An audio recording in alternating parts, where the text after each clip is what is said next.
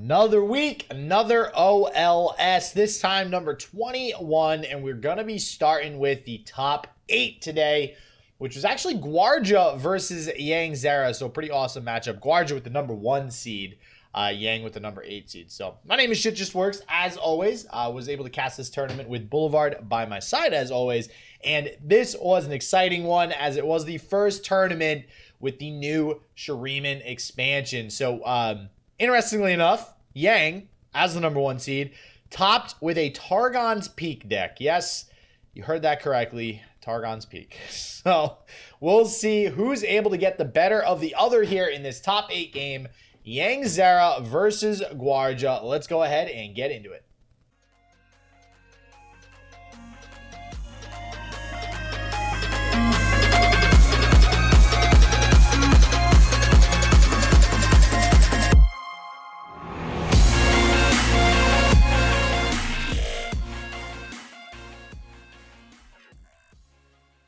And rounding out with Zoe Karma, a deck that we've started seeing pop up. But we are getting into the game, so let's go ahead and head on over into game number 1. All right, and we're starting off with the Zoe Karma versus Zoe Lee Sin mirror. I would have to imagine that Lee Sin's got to be at least a little advantaged here. Yeah, you know, Zoe Karma, a little bit of a slower deck, obviously not in a rush to really take home the game, and any deck that's not in a rush going up against Lee Sin, well, Lee Sin needs to find the Lee Sin. So if we don't get the Lee Sin early, that is going to give a little bit of time to Gvuardya to actually find the win con there and set up that that Dragon's Rage kick for the victory. Yeah, I think that there's really a decent amount of potential for Gvuardya to not even find the Lee Sin, but just find some of the other units that you're usually going for something on and kind of smork down our friend Yangzera here. Yeah, SJW, if you would like to give me the second hand, that would be oh so helpful. Don't know what you're talking about. Yeah, I'll go ahead and show that for you. That is apparent. Let's see here. And boom. There we go. So it looks like both players, though, starting off with this Zoe in hand. So we're probably just going to get the Zoes bumping heads here. I don't see a world where Gvuardya doesn't summon this Zoe to just go ahead and block Yang Zoe as well. And actually, Boulevard, if you want to take over for a second, I'm going to go ahead and fix this second hand real quick. Sure. I think it actually would have been not the worst decision in the world for Yangzera to attack with the Zoe. It's sort of this awkward line where, I think I had mentioned this yesterday, every time I've seen the Zoe Karma list play, they end up leveling the Zoe, and I don't know if that's a win condition that they feel like they need to play for, and Yangzera is just fine to never attack with this Zoe, and will continuously hold it in the backline to try and level it, but this is the problem that you are about to run into, is that Gvuardya gets down Sparklefly, and now he has an elusive that he can attack with, that your Zoe can't block with, and even beyond that, going into next turn, Gvuardya's going to be able to get down this Mentor of the Stones, get that Zoe up to a 3-3, and has the Pale Cascade to protect it from the Hush. And as per usual, we're starting off with a spectator bug, so I'm going to go ahead and reset the game again. And pull up Gvuardya. And Gvuardya nice enough to actually make us or make an NA account at some point, so we're able to spectate this game. And again, for those of you who are just joining us for the tournament, this tournament in particular was only available to the top to the NA because of some bugs going on with the cross shard challenge right now in client. So still had a really good turnout, almost 100 people or so, and a lot of good players as per usual. So definitely by no means an easier tournament because of the bugs. Still a lot of competition in yesterday's gameplay, and even more in the top cut with some really big names making top cut.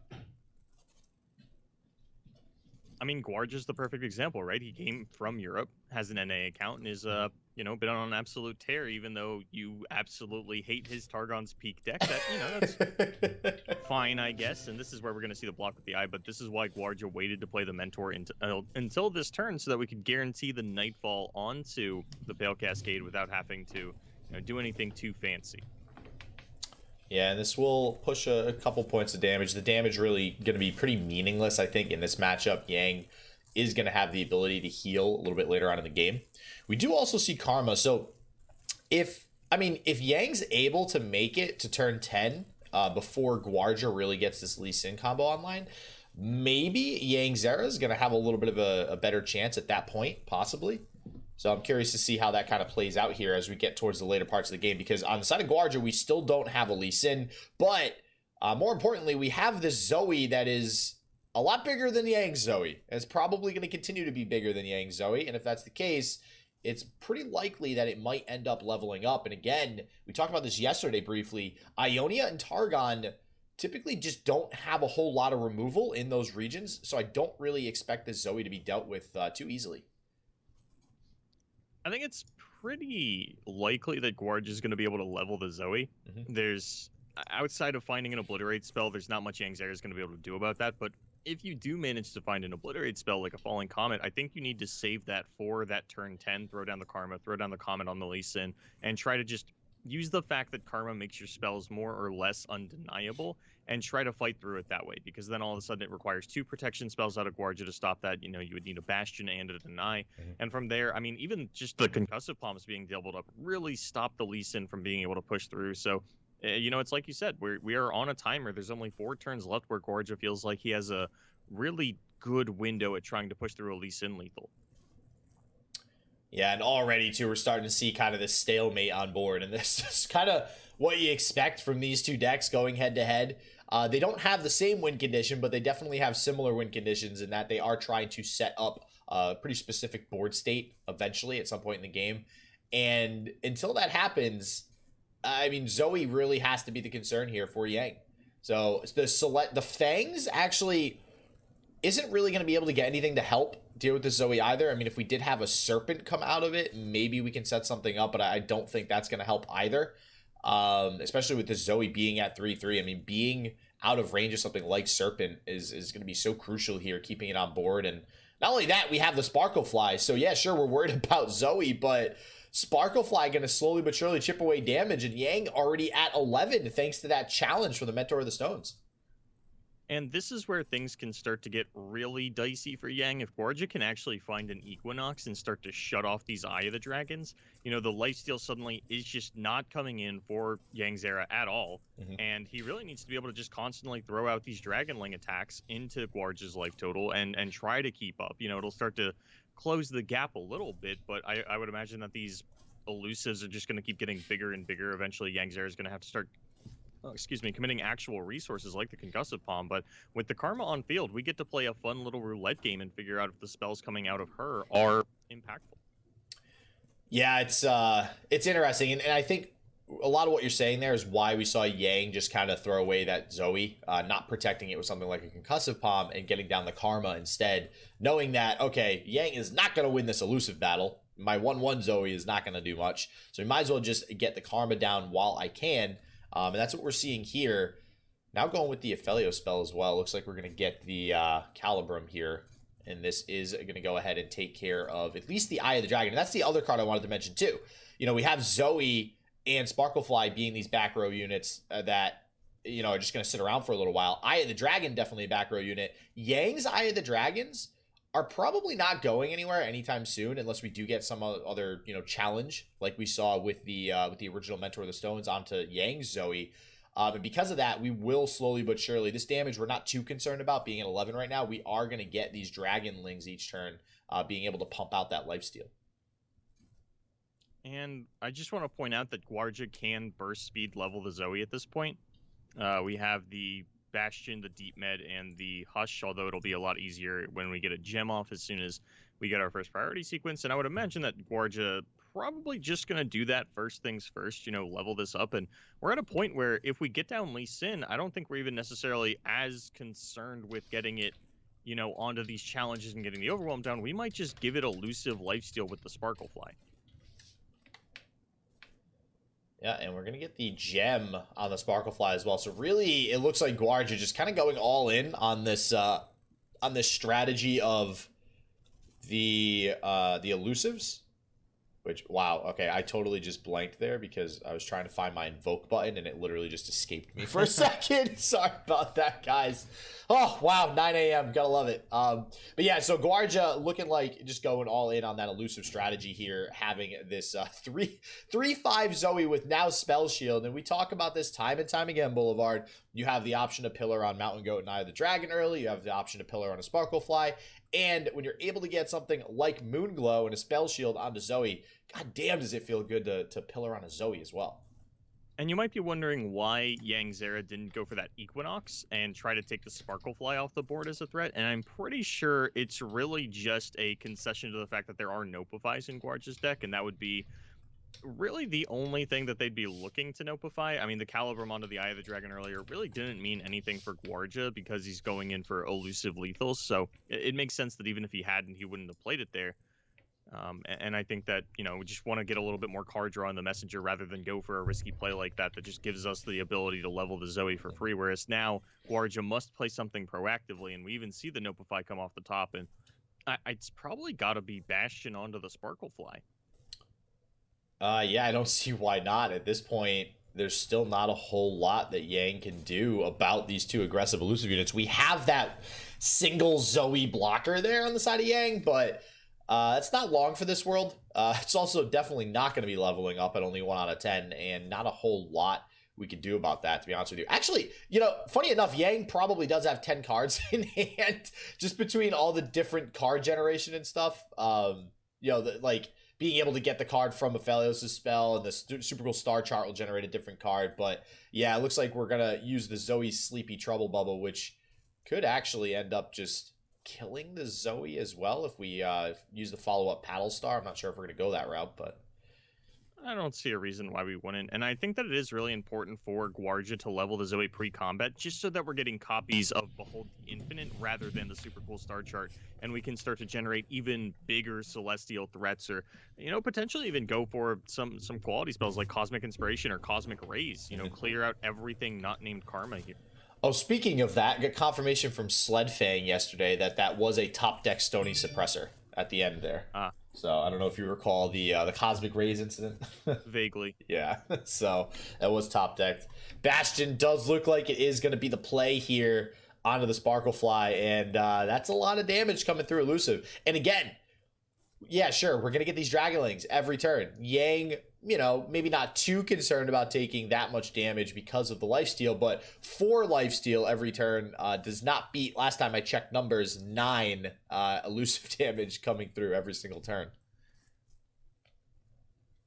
Serpent, Living Legends, and Warrior now for Gvuardya, and honestly, Gvuardya really starting to just beef up his options as well. I'm not sure if Yang is going to be able to get back into this. We have 2 messengers in hand to be able to draw. So, maybe Yang is able to dig and find something here, but I'm not holding my breath.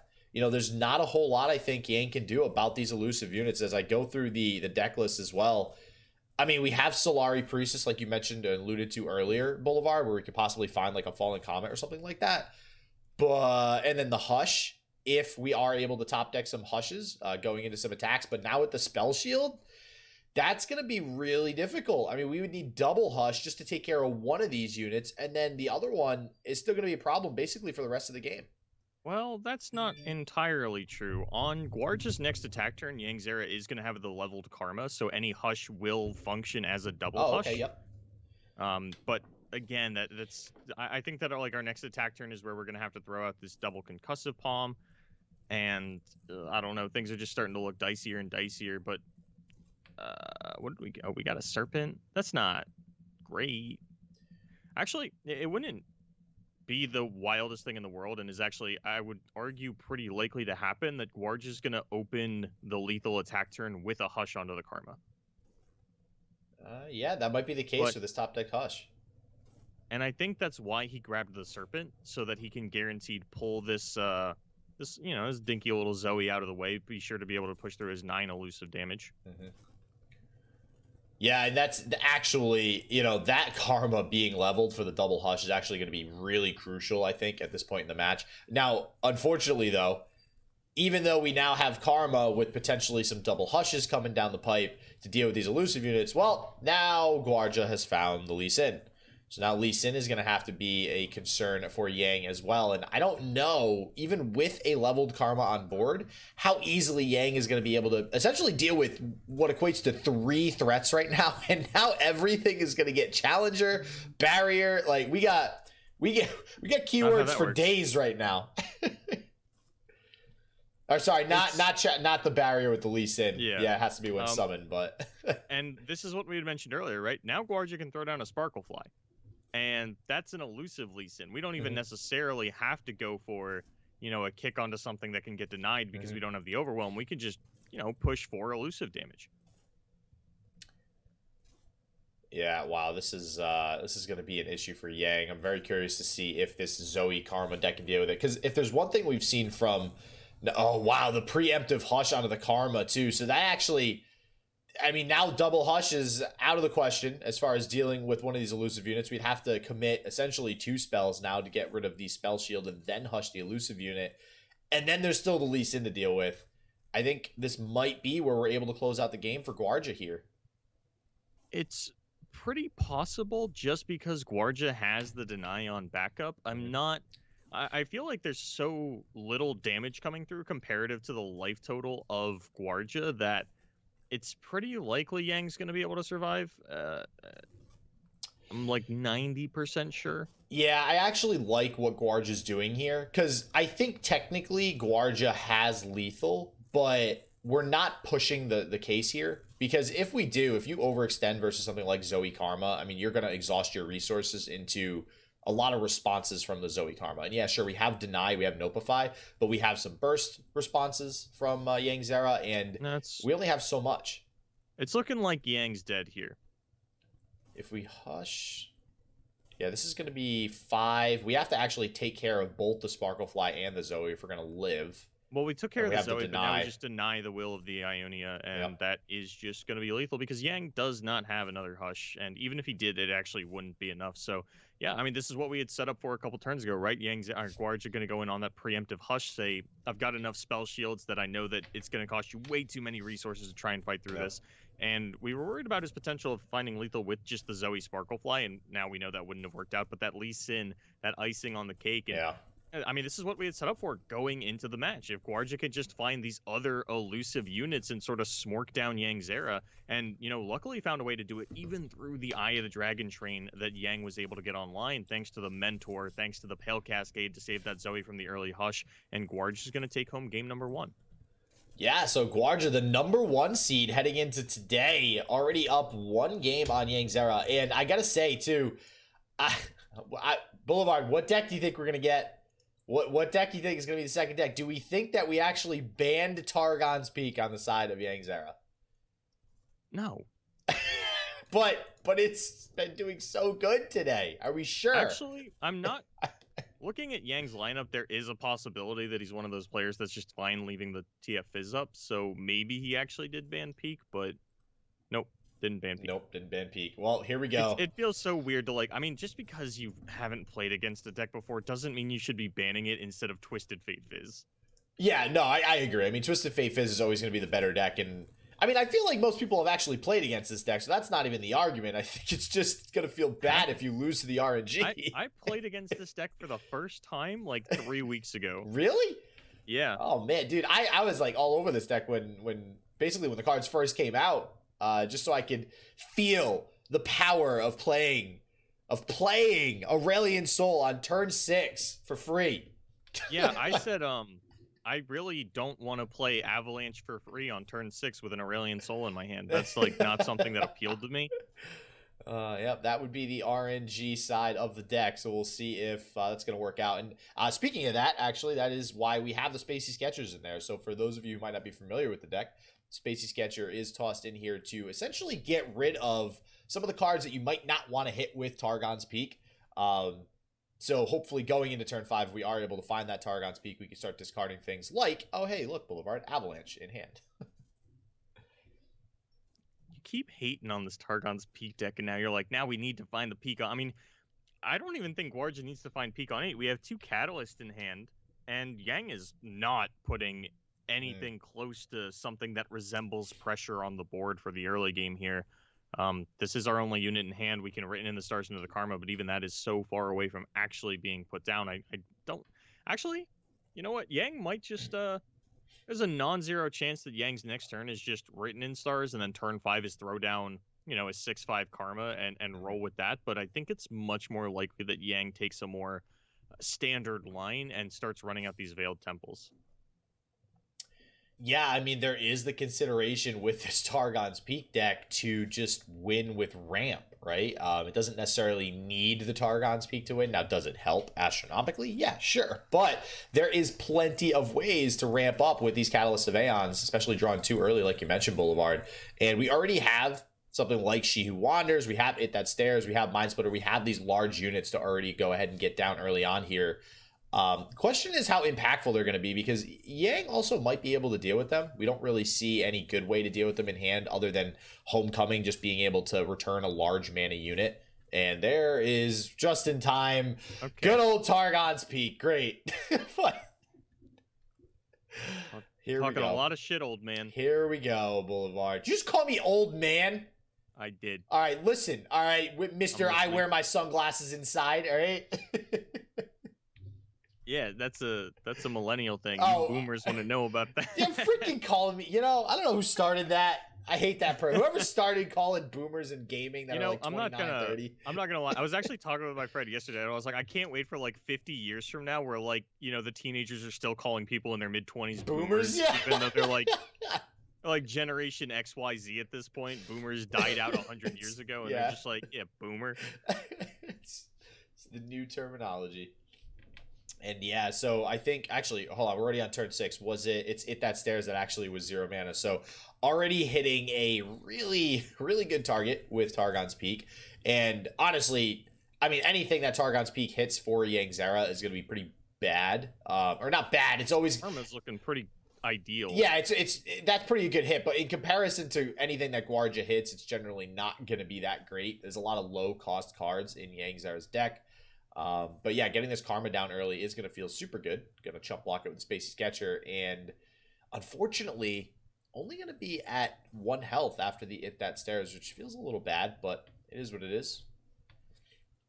And things are already looking pretty dire for Yangzera. It's going to take, because we're really only relying on bounce spells to be able to take care of these large units, because we don't really want to block with our Karma. We do have another one in hand, so we could go ahead and throw it out and not feel terrible about it.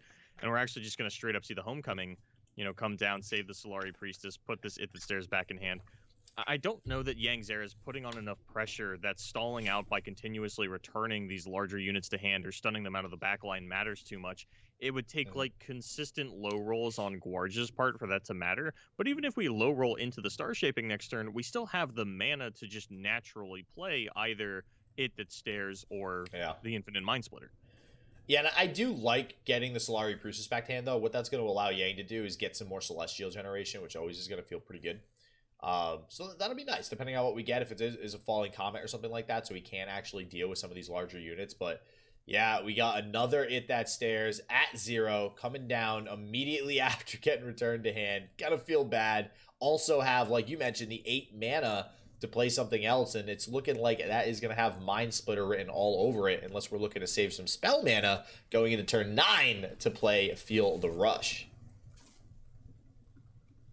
Feel the Rush normally would feel like a death sentence, but we do have the deny on the side of Yangzera, so it's pretty likely that I don't think Gvuardya can really afford to throw this out for 10 mana. It's safer at the very least to just continuously throw down units, but at the same time, this is one of those matchups where eventually you're going to have to play that Feel the Rush into the deny. And if you do it at 0 mana, that feels totally fine, but I don't know that you want to be committing the full 12 to this when you could just guarantee throw down another unit, because Yang is on a lot of denies and really not a lot of ways to deal with units. I think it's better to just continuously run out that train and put the pressure on rather than just take a pit stop at Deny Town.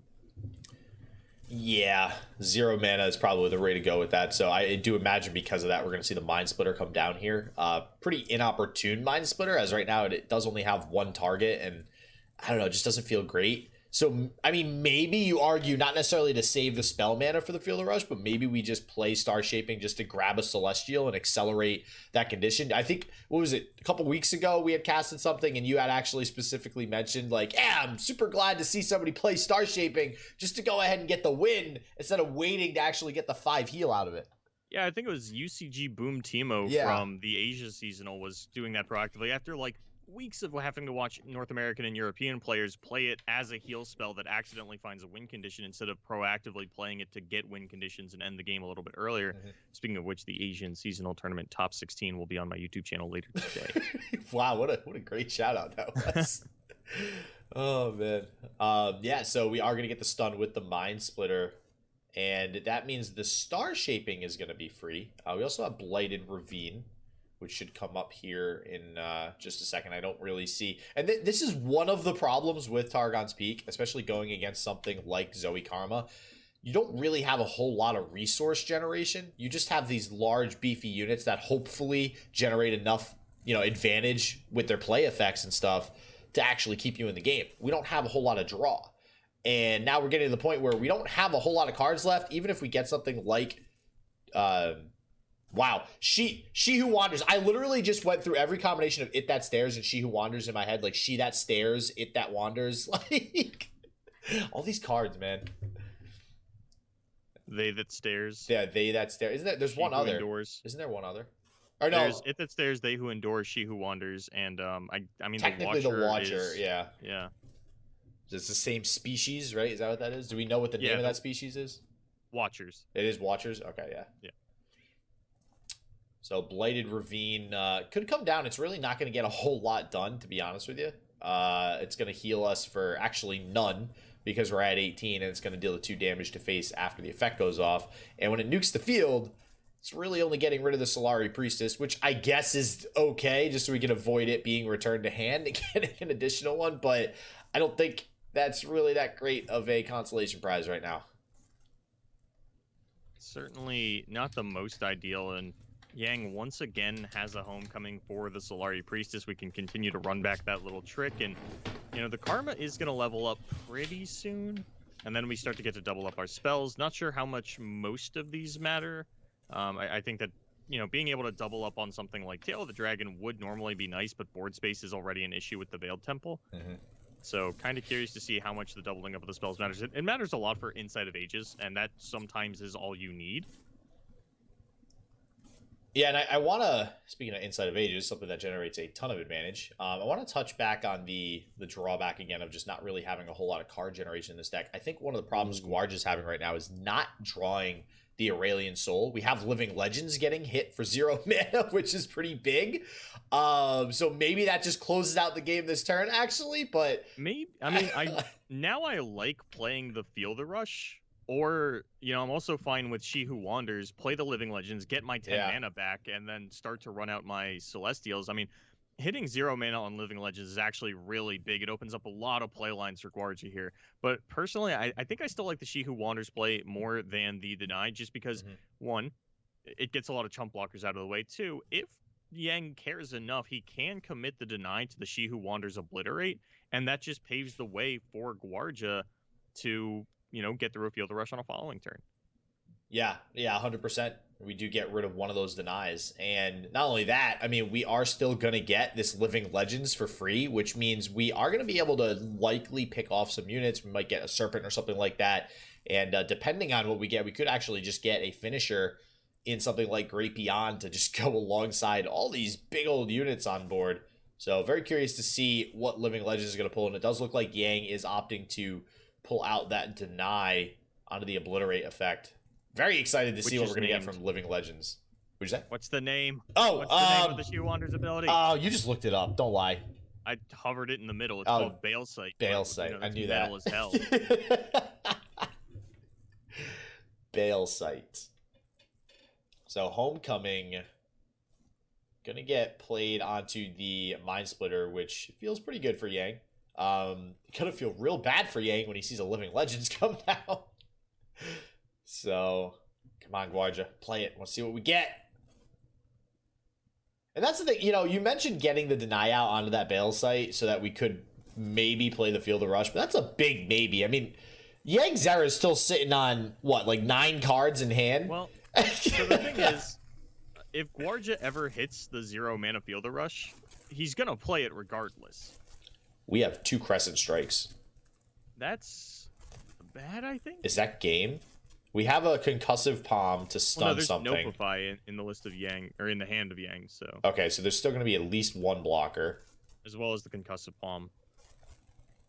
Yeah, so like you could Alright, so I even think palm we're and good. respond. Like you could notify this. Yeah. You could palm in response to this to stun one of these out and get a blocker. It's not like these have keywords that matter here. Yeah. So if we play, we'll have 7 mana left after we play the next Crescent Strike, if that's the route we go, which actually then gives us Golden Sister. If we go second Crescent Strike, that only leaves... No, then there's no blockers, and then Golden Sister. Is that still lethal? 10, 8, 4, and 4. No. We have Palm. There is no universe where Gvuardya gets lethal this turn. No, I think there is. I think if we Crescent Strike... This can't get countered or anything. We summon... We concussive palm the She Who Wanders. Yeah. Then we summon Golden Sisters. We have mana for it, right? So yeah, and then we block it that stares with the Dragonling. Dragonling stun. Damage. How is the Dragonling the tail of the dragon? Oh, the tail of the dragon. Okay, yeah, this is what I'm saying. Okay, I wasn't taking into account the tail of the dragon that's summoned. Okay, so we are short of lethal because of the tail of the dragon. Yeah. The concussive palm is a massive punish for, you know, trying to go for lethals like this and going in for these developmental attacks. What I'm curious now is, does Gvuardya throw down the Golden Sister, or do we obliterate the Karma? Oh. That's a good question. The thing is, you know that Yang has a Karma in hand if you can remember it, because this one was written in stars forever ago, and then Zoe was written in the stars later on. So you at the very least have the read that the first one wasn't a Zoe, that it was an additional Karma. So I do still like throwing out the Golden Sisters a little bit more. I mean, it does get you that elusive unit, which I do think is slightly important. Warrior technically is a more mana efficient way to deal with the Karma if you're not worried about... Actually, no, Pale Cascade would actually prevent the Warrior from killing the Karma. Yeah. So, yeah, we are going with the Golden Sisters. And this is going to push a little bit of damage. But I don't know if we just... Do we fall off a cliff here on tempo with Gvuardya because of this turn? It's definitely looking a little bit rough, and Yang will have a leveled Karma going into Gvuardya's next attack turn. That said, Yang's actually really low on defensive spells at this point. It's really going to come down to what can we get out of the Karmas instead of Ages. And with the Infinite Mind Splitter having been bounced previously, I would imagine that's going to come down from Gvuardya again here. That's going to be able to stun out 2 units, and that's just, you know, a little bit more board space that Gvuardya has that Yangzera doesn't, and it's also relatively likely that we get to... let me see what the hit here is. Okay, okay, wow. We got Field of Rush, but we don't actually have board space to play it right now. No, but I'm sure we could block. I didn't expect Yang to attack. Actually, yeah, neither did I. And if he does, that does open up board space, which means we have back-to-back Field of Rush turns. Yeah. So Gvuardya's probably looking at this like, hell yeah, give me that sweet block so I can lose this card. Like, I do not want this. And I think, yeah, I think we're attacking because we have a lot of backup right now, defensive spells to actually save this Karma. Yeah, we're going to get the Astral Protection on it. And we even have something like Star Shaving if we want to heal that up as well. But the Astral Protection is just going to do a much better job of that. Looks like that was also hit with Targon's Peak, so it's free. And yeah, this is going to be a free Field of Rush that right now Yang has no response for. And this is where all that card advantage I was talking about does start to finally come back now to Gvuardya. And if Yang can't deal with any of the units on the field of Gvuardya, then we're going to get a leveled up Aurelian Soul. Yeah, and I would actually imagine that Gvuardya, there's a really decent shot that he even overwrites the Targon's Peak for the Pillar this turn. Might overwrite the Golden Sister as well. That one's never actually getting through, and the lifesteal doesn't feel like it matters. But I assume that we're going to overwrite something to level the Trundle. I would imagine you want to get this Targon's Peak off the field going into Yang's next attack turn. I could actually throw down like the Pillar over the Targon's Peak, throw down the Infinite Mind Splitter over the Golden Sister, and have a really, really solid shot at lethal on the next turn. Yeah, things are looking much better now for Gvuardya. Oh, we got Moonglow, Moonsilver, and Charja for Yangzera. Guess Moonsilver is the most useful. None of these seem great. And you know there's an infinite mind splitter in Gvuardya's hand. The spell shield from the Moonglow doesn't help with that at all. This Zoe is at 7 out of 10 for leveling. I believe that Yang probably has the capabilities to level it this turn if you want, or at least next turn if he wants to, but we're not going to be able to level it and then get down something with a relevant keyword like elusive or lifesteal or anything like that. And a life, I would imagine that Gvuardya should be able to pick this up on the next turn, barring some insane RNG out of this Karma's Inside of Ages. Yeah, and even if we did level the Zoe, right now the field is full, so a Dragonling won't actually pop out next turn for lifesteal to give everything lifesteal, which feels really bad. But yeah, the Aurelian Soul makes all the difference, I think, with this deck. You get this bad boy down, especially, let's not even take into consideration getting to level 2. But the fact that we're at level 2, I mean, that's the exact reason why Boulevard, you mentioned we might be able to just overwrite Targon's Peak. And yeah, because right now, honestly, your opponent just gets more of a benefit out of it. Because anything you get to your hand with Aurelian Soul is going to be free anyways. Yeah, I am a little surprised that Gvuardya not only electing to let the Peak stick around, but not leveling the Trundle. Oh, yeah, with the pillar to replace the Peak, yeah. Yeah. And you really don't want to open up Yangzera to slow speed options to deal with this. I am actually really surprised at the way that Gvuardya played that turn, not leveling the Trundle, not developing the Infinite Mind Splitter to take a couple of these blockers off the board. And I don't think he has lethal here. Yeah, it's going to be a lot more difficult now. Especially through the Star Shaping. I mean, Yang can heal up with Star Shaping. We have another concussive palm that we've drawn off the top here. And we're going to start with the Cosmic Inspiration, by the way, that we got off Aurelian Soul for free. So if everything wasn't big enough, well, now it's going to get just that much bigger. And that's a big board. That's a problem. I got to say, this is actually a really convenient avalanche for Gvuardya. Ooh, yeah, here we go. Double Star Shaping into Supernova and the Great Beyond. So Supernova going to be able to guaranteed kill 2 units, and that's not even the end of the turn for Yangzera. We still have a concussive palm that we can spend a little bit more mana on. This also levels the Zoe. This JW, I'm getting a little worried too, yeah. Oh, we did and did not do on the previous turn for Gvuardya. Yeah, I think, and we might have, the way it panned out, I think it might have just been lethal with that pillar, just on the open attack, but yeah, now we lost the Aurelian Soul, we lost the Trundle, we have a Mind Splitter, I mean, we have other large units in hand, we even have another Field of Rush. Do you just try ripping Field of Rush here? Is that ever an option? Do we just rip another Field of Rush? Absolutely. I mean, what is Yang gonna do about it? I deny. Deny? I don't care about no deny. I think, knowing that the other one got through, I think you might consider playing Field of Rush, but it looks like we're gonna go with the Avalanche. That only kills the Fangs, though. Yeah, now that the Zoe's leveled, this does not seem nearly as good of an Avalanche as you had mentioned, Boulevard.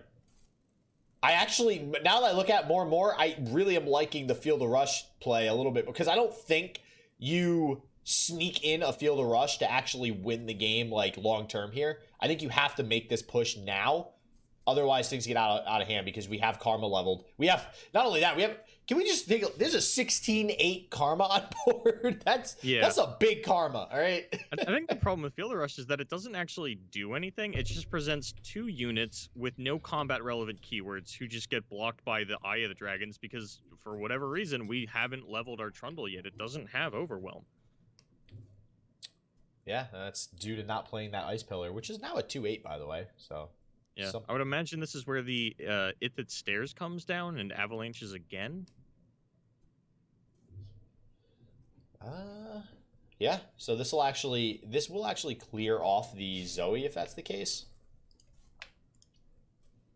And it's I don't actually know. We did see the landmark removal used once yesterday, I think, right? Yeah. So it has actually come into play.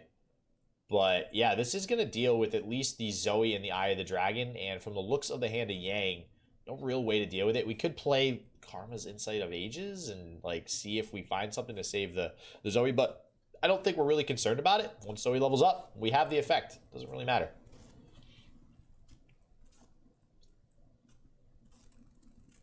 Yeah, and we can even concussive palm something here, and that's going to give us, another 2 blockers. Things just looking real solid for Yang, but Gvuardya does have the capabilities to actually kill the Karma this turn. Even through something like a Guiding Touch, which is really all that Yang has mana left for. So at the very least, this Titanic Karma is coming down, and that is nice because it does pre-commit a little bit of mana on the side of Yangzera on the following turn. Who is, for the most part, looking pretty gassed out, SJW. Yeah, a lot of the cards in hand, not really that impactful, or they're a little slow, right? Like Solari Priestess, we have to actually get that down before we can play the spell. And on top of that, like you said, we have to pre-commit the mana for the Karma. Really, I mean, the Great Beyond is really, I think, what Yangzera has to hinge on right now, but that's only going to get him so far. And honestly, with the Silver Sister on board, I don't think that's getting removed anytime soon. I imagine we pull the Karma with something like the Golden Sister. That means there is going to be an elusive blocker for at least a turn versus that Great Beyond. So it's really not that threatening. So this is a problem. I think Yang is somehow actually out of resources, and this was not really the way that I was expecting the game to go, as far as just Karma being the one to just not have the answers anymore. I kind of figured that Gvuardya might run out of resources, especially with not having the Aurelian. It was actually dealt with. The Aurelian Soul was dealt with and really only got one card out of the level 2. Very surprising. I feel like there's this misconception around Karma that it is like the ultimate late game deck, and if you can make it to the late game, you'll beat everything because you have this infinite resource generation that you legitimately just do not have. Yeah. And I think it's like this urban legend that came around during the times of like Spooky Karma, where you would consistently grind out your opponent, you would have hand space issues, but Karma is not like this self-fulfilling engine that does all of these great things. Like, you do kind of have to high roll the spells, and not to discredit like Zoe Karma, it is a good deck, but you can't just, go to turn 20 and think that you have an auto win button just because you're playing Karma and your opponent isn't. No, that's Spooky Karma. Even that doesn't do it. I don't know. That one, I would argue Spooky Karma. That one is painfully late game. But yeah, no, I agree. There is a point in time where you do run out of resources. That's what we're seeing here with Karma. And going to be a 9-8 Karma to start things off, too, with those 2 Veiled Temples going off. That's going to feel real nice. Also going to get some of that mana back that we needed to spend on the Karma. And now, I mean, do we have to just play Feel the Rush? I mean, we don't have anything else to do. I mean, you know what? We still... We've constantly been in this spot where Feel the Rush needs to get played with enough board space. This keeps happening. I mean, we're going to lose a couple things here, right? Yeah. Yeah, we have to block. Unfortunately, Karma can't attack because this is a 12-12 She Who Wanders. There you go. I have to like dig in my brain now for the 4 different options that we have. Oh man, here comes the Nopify. Yeah. This feels bad. For those of you who are wondering why we're nopifying a Feel the Rush, it's because it was reduced to 0 with Targon's Peak. The one time you don't want it reduced to 0 with Targon's Peak. Feels bad. Yeah, we're at a point where Gvuardya is just losing resources a little bit too organically. This Fallen Comet's going to come down onto the She Who Wanders. We've gained an insane amount of life to the point where the elusive win condition is no really longer an option for Gvuardya. Now that another Feel the Rush has been denied, I got to take it back to that turn where Gvuardya he had so much that he could have done to win on the following turn, be it leveling the Trundle, playing the Infinite Mind Splitter, taking the blockers off the board, and just decided to pass instead. And if it does actually turn around for Yang here, like it looks like it's going to do relatively soon, that's on Gvuardya. Yeah, and you know what it is? We've talked about this before too. I don't think it's as obvious to people. Like everybody knows you can overwrite a landmark, and this happened a lot with the Grand Plaza in Demacia decks. Sometimes overwriting the landmark is the correct play. And I don't think people are that open to that or that aware of it, like when it's actually a thing on the board. I'm sure Gvuardya knew that was an option, but I think that the idea of deleting your own unit just always kind of seems inherently wrong. And maybe that's why Gvuardya decided to go against that. But I do agree. I think we go back to that turn. That was where Gvuardya could have possibly just taken the game. Now we're staring down a Great Beyond. And I think really what we needed this turn was an Aurelian Soul if we were going to get back in the game. And now I think it's a little bit too late. I think Yang might actually just be able to close out this game next turn, possibly. Yeah. Even Aurelian Soul would have just gotten double commented thanks to the Karma and immediately taken off the board. It would have at least given us a consolation bonus prize of a large Celestial, but things are looking real rough. Yeah, and plenty of heal with the star shaping as well. as well as some more big old bad units. Destroyer, Great Beyond, Scourge, pick your poison, and Immortal Fire. We got all the big ones. I think we actually got every spell and every single top end Celestial there, and all those 2 invokes. Yeah, this is looking like it's going to be Yangzera closing it out. And all right, makes me feel a little bit better about Targon's Peak Boulevard that we actually got the dream off. Technically, we didn't get the turn 6 Aurelion Soul, but we got Targon's Peak. We got a lot of big units for free down, and Zoe Karma looking like it still was able to prevail here, especially with these dead draws now for Gvuardya. I didn't run the math. I would have to go back and kind of look at it a little bit more, but I don't think this was the perseverance of Zoe Karma. I think this was a straight up punt on the side of Gvuardya. Wow, that bad, huh? Absolutely. I mean, if you have the game and then you don't win the game, there's no other way to say it. Yeah, I do want to go back to that turn. Maybe, when we get the VODs up, which, by the way, all the tournament VODs will be on my channel. To see if Lethal was a potential there. I'm like 99% positive if he had played the pillar over that Targon's Peak, then it would have been, because the turtle would have leveled, then we would have had a vulnerable unit to pull. But man, it does feel really bad on the side of Gvuardya. And now it looks like Yang actually gonna kind of take the slow approach here, just attacking, not using any of this removal. Which is fine. There's still a Targon's Peak on Gvuardya's side of the field. You're going to be able to reduce the cost of one of your more impactful spells. And as we can see with Caster Vision, Gvuardya's hand is absolute air. We've got another Targon's Peak. We've got a ramp unit, and that's it. Yeah, even so, again, now if we revisit again, going to something like an Aurelion Soul top deck, which maybe this is why Yangzera is trying to play slow, we do still have the answer on the side of Yangzera for that double Falling Comet, or, I mean, hell, even the double Supernova at this point, to be able to get rid of that. There's the top deck Aurelion Soul. Probably feels pretty good for Gvuardya, only to be met by some removal. Although you got to think Gvuardya probably knows that at this point. With how many invokes we've had on the side of Yangzera, it's a pretty good chance he's got the removal, right? Yeah, and honestly, I kind of wish Yangzera had overwritten one of his Veiled Temples by now, but I understand that last turn... last turn I would have liked to see one of these temples overwritten, because we still would have had the Falling Comet mana in case there was a sandbagged Aurelion Soul coming down from Gvuardya. Yeah. Well, we at the very least got... You were talking about consolation prizes. Pretty good consolation prize in a 0-mana Living Legend, so that'll at least help us get, I guess, some tempo back on board, but I don't know if that's enough. The Scourge, is that lethal? Interesting. Oh, yeah, okay. So for a split second, I thought everything was going to cost 0. That would have been great.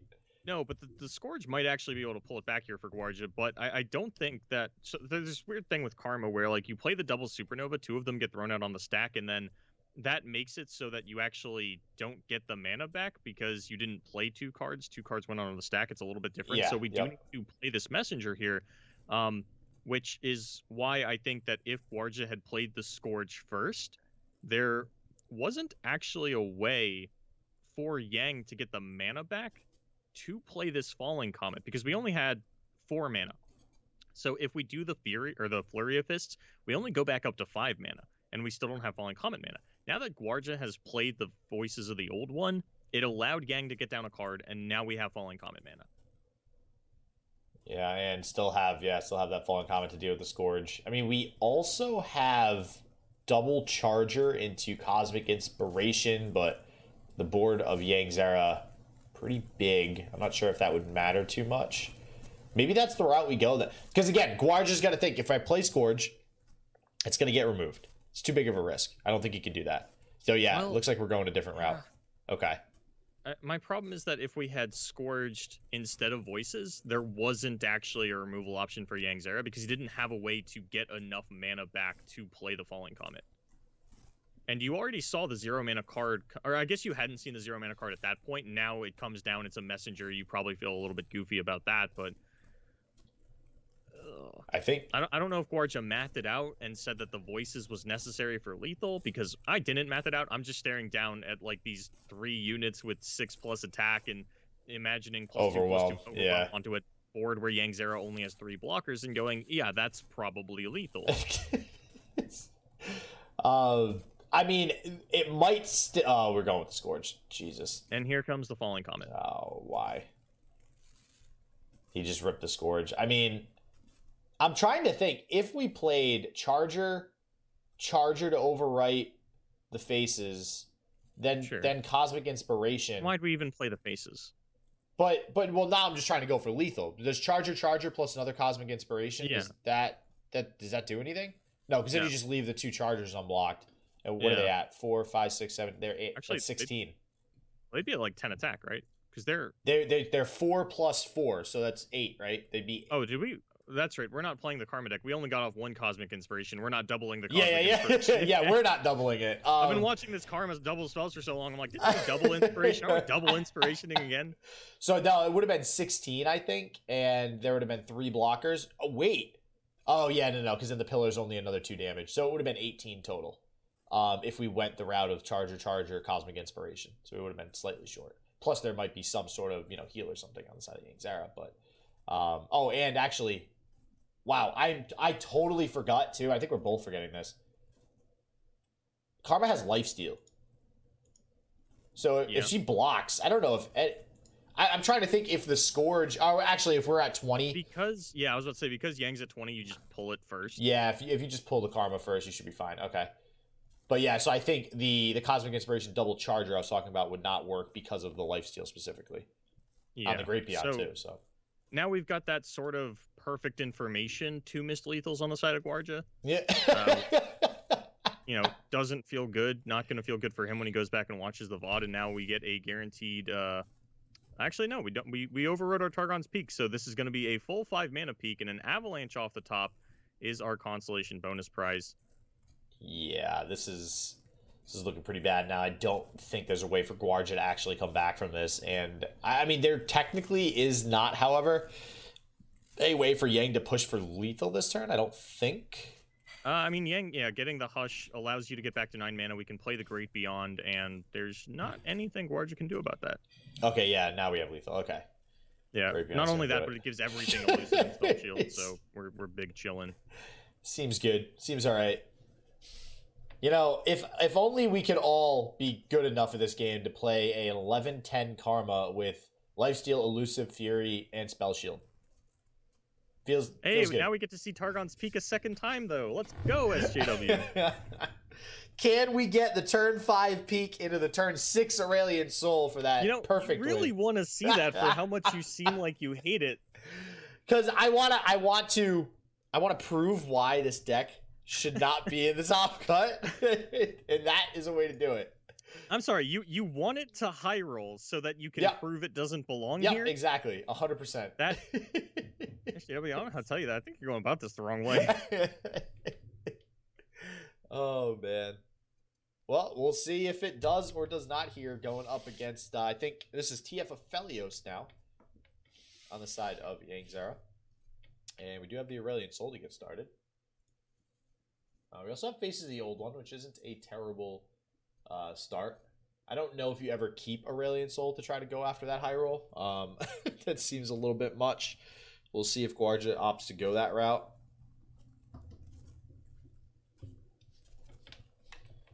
And so I imagine we at least throw back the Avalanche and hit that stairs. I'm trying to think of how much Avalanche gets done in this matchup too. I don't think it's a whole lot, unless we do get an early Aphelios and Twisted Fate down without any protection or anything like that. Even then, I feel like the chances that there's protection out of Yangzera is just too high for you to realistically feel like that's an option. But at the same time, what else are you keeping? And it's looking like Spectator is indeed frozen. So we're going to go ahead and restart this for everybody real quick.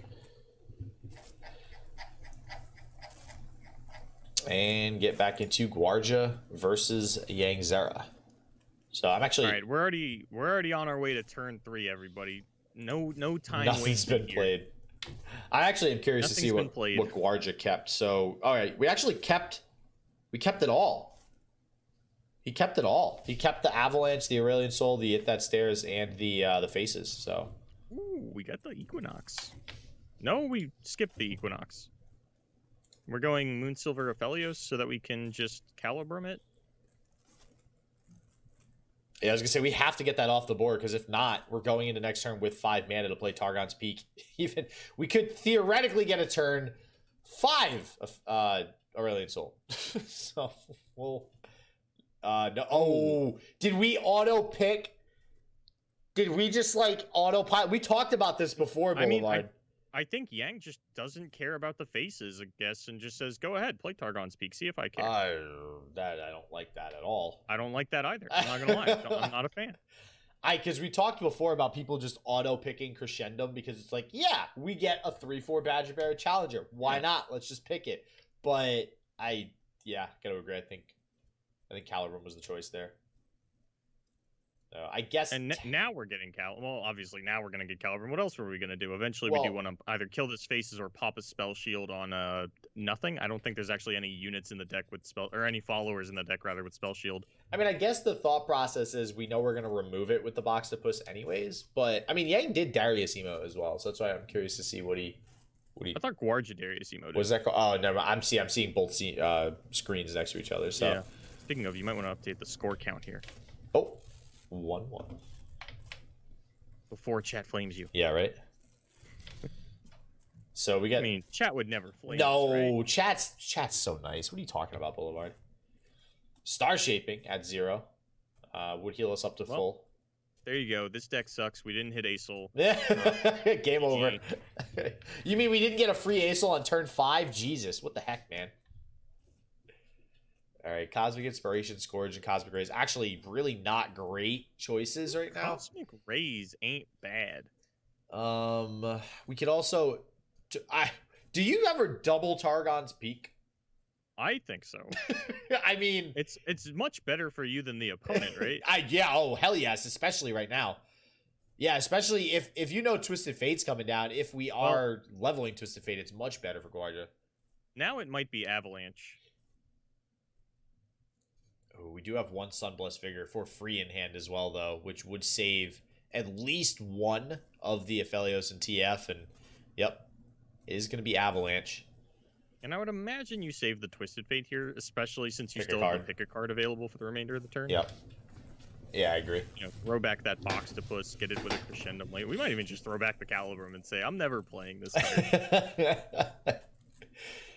Yeah, so I think you're right. I think we save the TF. I mean, the problem is, though, even if you save one of them, there is a lot of AoE removal in Gvuardya's deck, right? Like, we have, I think this is why we kept the Avalanche, too. We still have It That Stares in hand. We have other ways of dealing with all these units eventually. Yeah, eventually. But if the TF levels, then actually it's not even dealt with by, the next Avalanche / Bladed Ravine / It That Stares, because it will be a little bit bigger, so... Curious to see if we can find enough draw off the top for Yangzera. I know that, like, when we see a blue card into pick a card, we're like, all right, Twisted Fate levels, but that's really not the case that often outside of Piltover and Zon. We're not likely to find 3 draws with just Guiding Touches and Pale Cascades. All right, yeah, see, and now we have the It That Stares for free. Going to be able to get down and clear that Twisted Fate off again, and we do have a Pale Cascade. Yep, so we have some protection for it. When the Calibrum got reduced to 0, doesn't that feel wonderful? Awesome. I mean, the question in my mind, though, is do we actually get... I think with a 0 mana It That Stares, we do get down the second Targon's Peak. Like, I do think that's the play. Then you guarantee... Then you have, like, a 40% chance of actually hitting, maybe a little bit more than 40%, the Aurelian Soul next turn. And you're probably going to hit a Trundle. So, I don't know. I'm just saying that kind of now, if you have 2 Targon's Peak on the board, you're kind of taking the RNG out of it a little bit because everything in your hand is going to be free, right? I mean, Peaks can hit the same card twice, right? I'm 90% sure of that. It's, actually playing the deck, I'm not even sure. I don't know if that ever came up. I think yeah. I know that it can hit 0 mana cards, so I'm 90% sure it can double up on the same card. So I'm not sure how that affects the math of, getting a big guy down, but it's still very likely. At the very least, you have a great story to complain to your teammates in the group chat about how you lost the tournament if you lose it to, both of my peaks hit the Star Shaping in my 7-card hand. Yeah, it's not my fault. It's not my fault I lost playing with this deck. It's your fault for choosing to play the deck, Hold on, all right? Okay, yeah, we're actually nuking the landmarks. Oh, wow. Oh, yeah, because we have the second one. Okay. That actually seems like a pretty decent play, too. I don't think Yang knew that. I think Yang assumed it was deal 2 to everything think and fires off the Pale Cascade on the Twisted Fate. And then he's going to be like, what just happened? What's going on? I think that's exactly what just happened, and now Yang is face in palm. That feels bad. Yep, Calibrum gonna at least deal some damage to that stairs. And yeah, I actually really like that play from Gvuardya. I think it's a line that we weren't really looking at, but we were mentioning playing the second Targon's Peak, and it looks like that's what he wants to do, just not quite in the way that we were thinking. We're actually killing the other one, and that is actually a pretty big deal. I mean, that's gonna really thwart a lot of the resource generation on the side of Yangzera. And honestly, we actually have an Aphelios as fleeting right now. So one of these fleeting cards is going to have to go bye-bye, whether it be Aphelios or Hush. I imagine it's going to be Hush, but I don't know. Hush might be pretty valuable as well. This is a tough decision. I mean, you don't have a choice but to get rid of the Hush. Unless you want to just Hush this at the stairs randomly. Yeah. I think it is going to just be Aphelios into the Burblefish. And that the gun generation is actually really valuable here. As we had mentioned, a lot of these cards don't have really impactful keywords, so the Gravitum is going to get a decent amount done, you know, at sort of functioning as its own pseudo infinite mind splitter through a lot of this. But it's going to be a relatively big push on the side of Yangzera. We're going to have the Twisted Fate, the Burblefish, and the Aphelios going in, as well as killing the Sith that stairs. Yeah, it's going to be a lot of damage. And now, I mean, we do have the Cosmic Rays in hand, so Cosmic Rays will deal again next turn if we want. Actually, we still need another Celestial. Yeah. But with Targon's Peak, this actually makes it so that our star shaping isn't a low roll. Yeah, yep. Let's see what we hit. If it's Aurelion Soul SJW. Okay. All right, we're avoiding the Aurelion Soul. There's another Targon's Peak. This deck really just wants to have 2 Targon's Peak out on the board right now.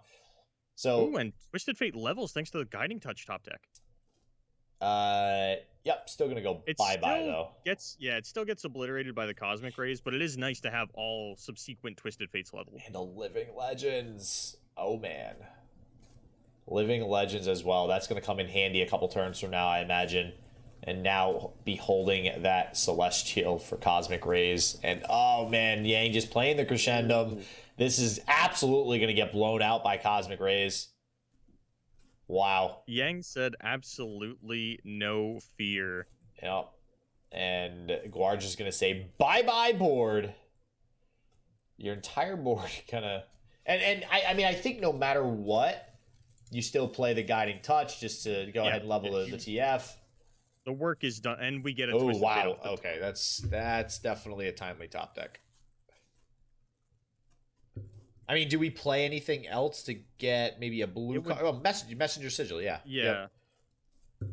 Yep. We could even play Spell. I mean, there's really no reason to get a red card. Nah. Yeah. If anything, we could see the Spell Thief after this other Twisted Fate comes down, just a blue card again this turn.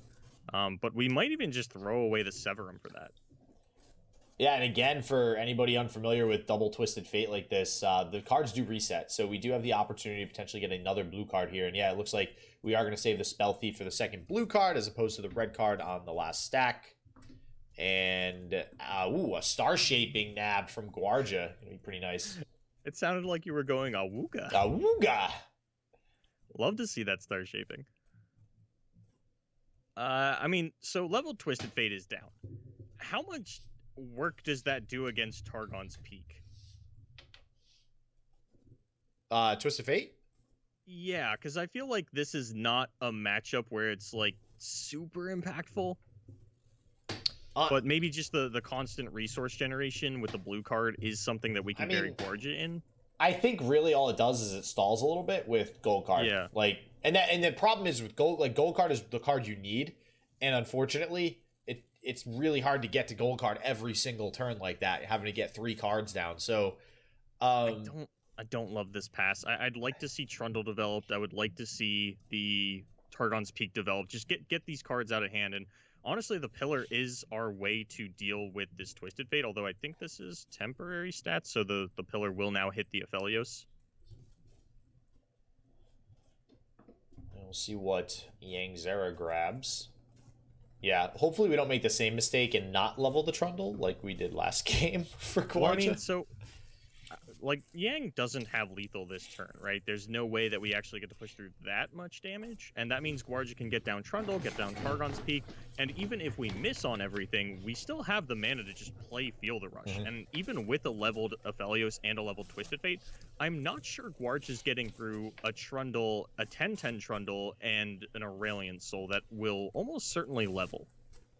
Yeah, and the issue too is Gvuardya has Aurelion Soul and Living Legends both in hand. That's a dangerous combo, especially if we are able to actually level up this Aurelion Soul.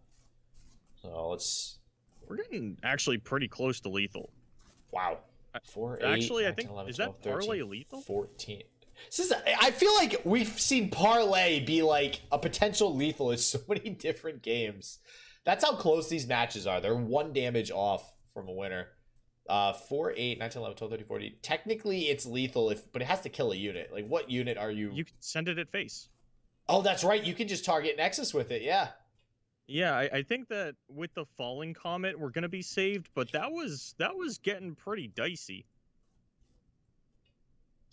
I still would have liked to see the Trundle come out. I mean, if Trundle does come down, then we would have just gotten Gravitomed, and it would have been a little bit scary. I really didn't expect a Burblefish off the top into an additional 1 damage spell. I thought there was no way that Yangzera could actually present lethal this turn, but if I've done my math correctly, this is exact seize. Yeah, it is if we don't play anything. I mean, if we play Destroyer is an option. Destroyer would have the spell shield. That's still a little bit spooky. I think Falling Comet onto the Twisted Fate is the safest way to do this. Or you could throw down the Serpent first and say, hey, you need to throw something at this, and then I can go for my Falling Comet play. Oh, actually going, yeah, this is perfect. Now we actually have the 1 unit that we're ever going to kill in this matchup being parlayed, going to threaten that damage for exact lethal. And I think Gvuardya has a better understanding of what he's staring down now with that Gravitum. So we know we can't summon a unit that could get stunned. So it has to be a Destroyer or Falling Comet. We only have enough mana for Falling Comet plus Equinox as well. I mean, Equinox really not going to get too much done. It could save us some damage if we play it on Lunari, or we can get rid of Elusive on Burblefish.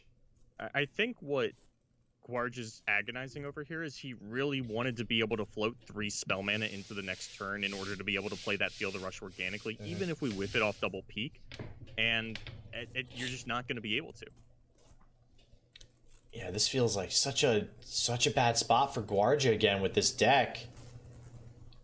Really laboring over these decisions too. This is clearly not easy decisions for Gvuardya, and it looks like we are finally going to go ahead and take out this Twisted Fate with the Falling Comet. This saves us some more damage as well. We do have 2. All right, listen, we do have 2 peaks on board though. Yeah. So a lot could still transpire and happen. There's a very high there's a chance rather that Gvuardya just gets to play A Soul and Feel the Rush, or might even just like Feel the Rush to get the Skies Descend and then do that instead. But you know, things not looking over yet, but the Immortal Fire is a significant threat that Gvuardya's going to have to find something for. The worst outcome for Gvuardya is going to be if both peaks hit Trundle. That would be a tragedy. Oh, we got Feel the Rush. All right, so both actually, it looks like, hit Feel the Rush, so that answers and confirms that question. And that's actually really big because it kind of forces Gvuardya into playing the Feel the Rush as the first thing on the turn, which gives him the Celestial, or no, rather, I don't think you get a Celestial off A Soul on summon. On Aurelion Soul? Yeah, do you still get to pick one, or is it on play only? No, it's wait. Oh, okay, you mean when he's summoned off of Feel the Rush? We need to summon an Elusive this turn to not die to this Immortal Fire on the next turn. Yeah, no, it's a play effect. Yeah, that's what I thought, which means that there's actually, at the moment, nothing to stop this Immortal Fire. Wow. There's Ice Quake. It's going to be too big. It doesn't kill the first one. It's still elusive. Yeah, I think I mean, there's a disguised descent doesn't do it either because it's just going to come right back.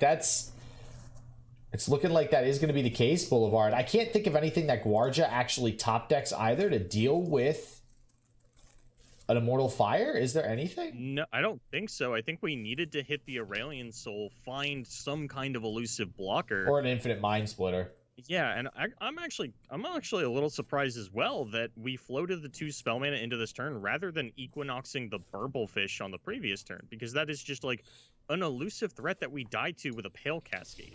Or okay, hold on. I'm holding. I am hold. If we I am the hold. If we start the turn and Aurelion Soul grabs a Falling Comet, then we die to an open attack. It died to Yangzera's open attack? Yeah. We could block the 4/3 and the 2/1. Oh, he can summon Yang the other Lunari. Yang not And going Crescendo. for the Immortal Fire. That is surprising to me. Yeah, actually. Speaking of things that are surprising to me, why did Gvuardya not play the Ice Pillar? So, yeah, there's the Ice Pillar, and then Alright, hold on. Why in the world would Yangzera not play Immortal Fire? I don't know. I mean, he's opening himself up to the possibility that Aurelion Soul invokes something or gets, you know, actually on round start effect of Aurelion Soul does mean that he can get anything, not just cards that cost 7+. So we're gonna have the possibility of a couple of things. Maybe Yang's afraid of star shaping, but you know, the only way to get around star shaping is by reducing their life to 0. You're gonna have to throw down this Immortal Fire anyway. I didn't think that saving a Felios was worth it. I mean, I guess you just play Immortal Fire next turn. It doesn't really matter anyways, but... Well, it does, because Yang could find, or Gvuardya rather, could find a Falling Comet or a Supernova off this Aurelion Soul. Yeah. Yeah, so the priority is going to pass back on over to Or Gvuardya. even any elusive. Like, there's actually a decent amount of outs for Immortal Fire within the Aurelion Soul pool. Well, let's see what we get. Speaking of, That is not it. Oh, wait. All right, hold on. Yeah, That's an elusive blocker. That is yeah. it. That's an elusive blocker. All right. Sorry, you know, the 3/3 unit itself was so underwhelming, but it's not quite as flashy as a Falling Comet, but it will get the job done versus now a 0 mana Immortal Fire as well, by the way. Wow. And so we throw down the Trickster here. Yang actually took himself off the Gravitum potential because we've already played the 2 spells from Aphelios for the turn. Even if we play Severum, we just don't have it. But there is a decent chance to find another lethal threat through Living Legends. It'd have to be one that survives the Sky's Descent, which honestly, there are a decent amount of Celestials that fit that bill. Yeah, we have technically a little bit of heal too with this Blighted Ravine that might come into play eventually. The Blighted Ravine is awkward because if you heal to 8 and then take the 7 from this Immortal Fire, you actually die because yeah, it just kills you at the start of the next round. Yeah, but it still would help put him out of range because I imagine we always block the Immortal Fire, right? We're never actually going to take that damage. What it also does too is clear the field, and I think that's the biggest thing here. Now, Guiding Touch would save the Aphelios, but even right now, these 2 Lunaris are actually pretty impactful, being that Gvuardya's at 4 health. So being able to get that wide board cleared out, I think is going to do a lot. Then it just comes back to, okay, do we get, in the next 2 turns, ways to deal with Yangzera's Immortal Fire? I mean, Yang still has the potential of lethal this turn, right? We still have that Living Legends that we haven't ripped off yet, and all it takes is a secondary elusive threat, yeah, I mean, Great Beyond does it, Immortal Fire does it. Is that it? That's it, right? Destroyer? No, Destroyer won't just gets blocked by Trundle. How big is Destroyer, though? Well, we found Falling Comet and Supernova. I imagine we just Supernova the elusive blocker, and that should be it. Falling. There's Cosmic Rays doesn't do anything. Meteor Shower also does it, technically. Yeah, Yang should I think we're have good. This one now. Yeah. Or are we... All right. Are we punting again? Is this happening? Is this a thing? I'm getting a little spooked here, SW. That lining up the attack has me terrified. I don't know why you ever... So, okay, let's think through this line. You play Falling Comet, or even Meteor Shower for that matter, onto the Trickster. What are you now playing around? You know that there are no... Oh, We're not killing the Trickster. I mean, we have another elusive threat, but this does mean that now yeah. Gvuardya can play the Bladed Ravine, and that'll heal outside of the range of the Silver Sister lethal. And we clear the entire board. Yeah. This is a disaster for Yangzera. Uh-oh. I'm pretty sure that just lost Yangzera the game. Uh-oh, Spaghetti-O indeed. I am almost positive that just lost Yangzera the game. We have Traveler to follow up with that could get us something, but then even we just die to the open attack now. I'm pretty positive we died. All right, no, hold on. Yang's at 18. We can block one of them. We might not have enough damage, technically, on the side of Gvuardya. God, I don't understand. Why do you not... What are you worried about with Falling Comet? Like, I'm trying to think of what's going through Yang's head. Okay, we Falling Comet the Trickster to win the game with Immortal Fire. Why are we not playing that? And I can't think of any card in Gvuardya's deck that would lead us to, we don't play Falling Comet because Gvuardya could have X. Yeah, there's... I mean, you know that there are no more Celestials in Gvuardya's hand. We obviously didn't pay any respects to a secondary Aurelion Soul to give us the Sky's Descent. And this has just been a massive back and forth in the worst way possible. Wow. And I want to credit a little bit of it to the perfect information that we have as casters, but some of these lines, as you mentioned, there is nothing conceivable in Gvuardya's deck list that stops you from winning the game with the Falling Comet.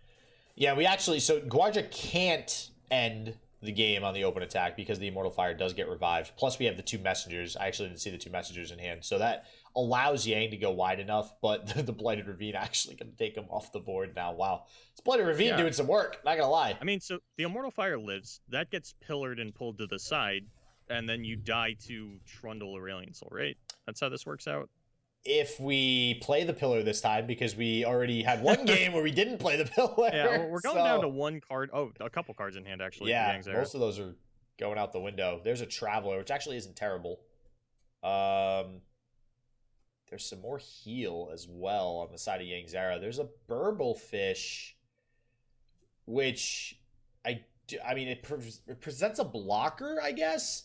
So I think we just start with, we always start with Pillar here. Pillar is going to allow us to eventually pull the unit with either Spacey Sketcher or the Traveler. And I'm trying to think, this Burblefish, I think, actually provides us enough blockers to win another, or sorry, to live another turn for Yangzera. But the Immortal Fire is on its second life. So if enough blockers are established by Yangzera that Gvuardya can't win the game, we can just kill the Immortal Fire. Yeah, exactly. And that's really the threat to Gvuardya right now, losing the game. Now, there is a pick a card. So let's, there's going to be 3 cards coming. There is still multiple Burblefish in the deck. Yeah, like we could still go we're wide. Getting a Living Legends.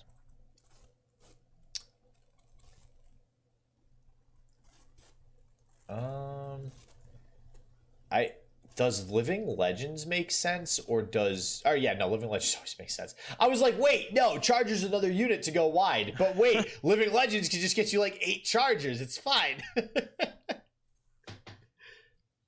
Yeah, it would be a matter of, is Written in Stars better than Living Legends, is I think what Gvuardya's kind of agonizing over, because Written in Stars gets you a board wipe. Yeah. Does it guarantee it? How many Trundles have we seen? Well, it's either Trundle or Acel. Those are both board wipes. Oh yeah, we'd still end up getting the Avalanche, or the Icequake, I should say. And yep, there's the pick a card. So it's really going to come down to if we do live this turn, which it looks like we can. And there is still the possibility that, with this 0 mana star shaping, Yang can try and find another elusive lethal threat, although Gvuardya will have the chance, if he wants to really roll the dice on this one, to Spacey Sketcher away the Charger and look for an Equinox if it's something like an Immortal Fire, and it looks like we're just going to do that immediately. And now we have Crescent Strike. That might just be lethal. It looks like it is. Yang can still find a Celestial here to play. What do we got? Yeah. Cosmic Rays is still playable for the time being, although that wouldn't help. Yeah, it's only going to get rid of the Traveler and the Spacey Sketcher. I mean, Immortal Fire honestly might be the play. Wait, hold on. Is that game with... Hold on. If he plays the Immortal Fire, we stun units, we block with the Immortal Fire, we don't have lethal. Nope. So if you play Immortal Fire, you stun the 2 units that aren't vulnerable, pull the vulnerable Phoenix to the side with the pillar, and attack for 21 damage with the Aurelion Soul and the Trundle. So it does come down to what comes out of this guiding touch. And oh, okay. We actually sandbag it. Don't play the Immortal Fire. Wait for Gvuardya to try and play a Crescent Strike or something. Interesting. And I think sandbagging it does give us the lethal. This is so interesting. This is such a close game coming down to the end. Like, this is... So if we Crescent Strike here... Then Yang plays We play Immortal Fire. We don't have lethal. We don't have lethal. The Immortal Fire blocks. No, we still have lethal, right? The Trundle's going to get massive. The Aurelion Soul we have to do 20. We just block the Aurelion Soul, though. The Trundle... Oh, right. Yeah, it's not going to have... The Trundle would have to get, like, 5 attack. I think it only gets 1 attack because of the Aurelion Soul on board.